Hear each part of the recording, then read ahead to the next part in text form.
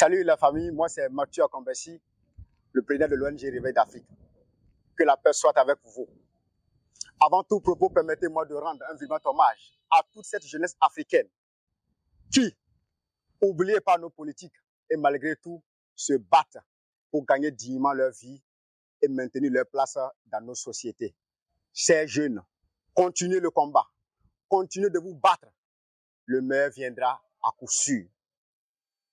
J'ai décidé de faire cette vidéo pour mettre un peu les points sur les i en ce qui concerne le panafricanisme des temps modèles. Le panafricanisme n'est pas un secteur de business. Le panafricanisme, c'est une vision. Le panafricanisme, c'est un idéal. Le panafricanisme se vit et le panafricanisme se sent. Laissez-moi vous dire, ici, le panafricanisme en tant que modèle de ce 21e siècle est galvaudé. Les gens pensent qu'on peut se tirer de la toge du panafricanisme pour se remplir les poches et bluffer toute une jeunesse. Si je le dis, c'est pour m'adresser particulièrement à quelques confrères parmi nous qui pensent au fait qu'ils sont des panafricanistes, mais qui sont toutes choses sauf des panafricanistes. Être panafricaniste d'abord, c'est être fier de ses origines, de ses racines africaines. Je me répète, un panafricain, c'est celui qui est fier de ses racines africaines. Tant que vous n'êtes pas fier de vos racines africaines, vous êtes tout sauf un panafricaniste. Écoutez-moi très bien, je m'explique. Si vous êtes le jour autre chose et la nuit autre chose, vous ne pouvez pas être panafricaniste.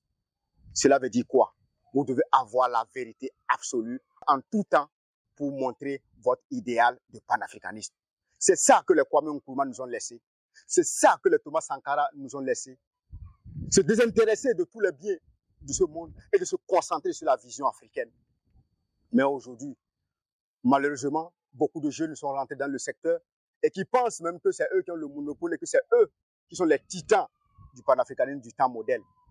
Je vais parler ainsi de mes confrères, de Kemi Seba, mon confrère, et de M. Sylvain Afoua, qui pensent aujourd'hui qu'ils sont là, que c'est eux, les vrais panafricanistes, alors que vous démontez tout de suite qu'ils sont tous sauf des panafricanistes. Peut-être qu'ils sont des panafricanistes, mais des faux panafricanistes. Être panafricaniste, c'est être fier de ses racines africaines. Et je dis que Kemi Seba, il le regarde direct, et je lui dis ça, ainsi que M. Sylvain Afoua, vous êtes des faux panafricanistes. Ces deux, soi-disant panafricanistes, ont deux nationalités, ces jeunes Africains. Ils sont à la fois européens et à la fois africains. Le cas de Kemi Seba, il est français et il est à la fois béninois. Monsieur Sylvain Afoua est français et il est encore togolais. Mais laissez-moi vous dire, ces jeunes Africains, ces deux monsieur dont je vous parle, voyagent toujours avec leur passeport français. Cela veut dire quoi? Ils voyagent en tant que Français et en tant qu'Européens.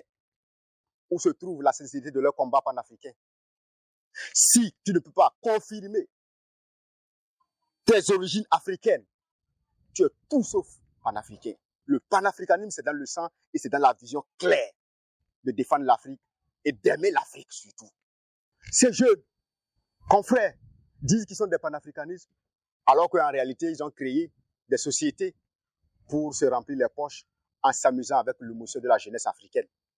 Tout le monde le sait aujourd'hui que ces gens, Kemi Seba ainsi que Sylvain Afoua, travaillent pour la Russie. Ils ont des gros contrats avec la Russie. Toutes les démonstrations qu'ils font, tout est planifié par la Russie et tout est financé par la Russie. C'est des gens qui empochent leurs sous et qui viennent nous raconter autre chose dans la journée en Afrique ici et dans la nuit sont français. Je vous donne un exemple. Kemi Seba vient en Afrique. En Afrique, il descend au Bénin. À l'aéroport, il exhibe son passeport en tant que descendant. On voit que c'est un Français. Donc, malgré qu'il a la peau noire, c'est français. Il est venu de la France, il est venu au Bénin en tant que Français. Et c'est lui qui veut défendre les Béninois, c'est lui qui veut défendre les Africains. Même chose que Sylvain Afoua.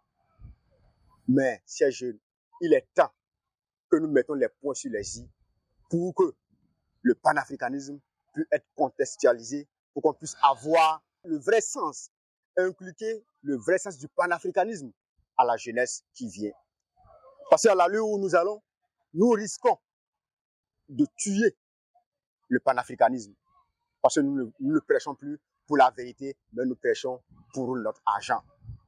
Si je veux parler de M. Sylvain Afoa, le contrat que tu as eu avec Wagner en septembre 2020 pour l'organisation de ta manifestation au Mali, mais tu as empoché 50 000 $ US.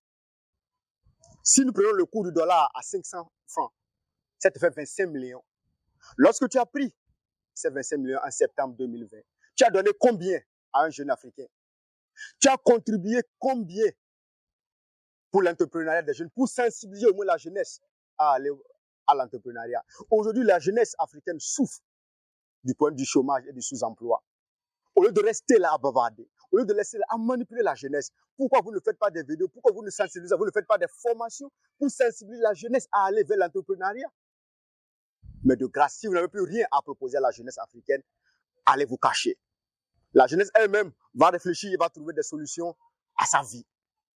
Il ne sert à rien de venir dire dans les plateaux, vous êtes des panafricanismes, c'est vous. Alors que depuis que vous avez commencé votre combat panafricain, vous avez réglé quel problème? Dites-moi, en toute honnêteté, le problème africain, le problème de la jeunesse, surtout de la jeunesse, vous avez réglé quel problème? Les contrats avec Wagner, vous empochez vos millions, vous empochez vos millions pour aller faire la belle vie en France. Et le jour, quand vous êtes encore en manque, vous revenez, vous signez les contrats, vous revenez encore bleuir la jeunesse, vous retournez. Vous tous, vous faites une belle vie en France et vous dites que vous êtes des panafricains. Quel panafricanisme vous voulez démontrer à qui? Soyons sincères entre nous. Sinon, nous risquons de tuer le panafricanisme.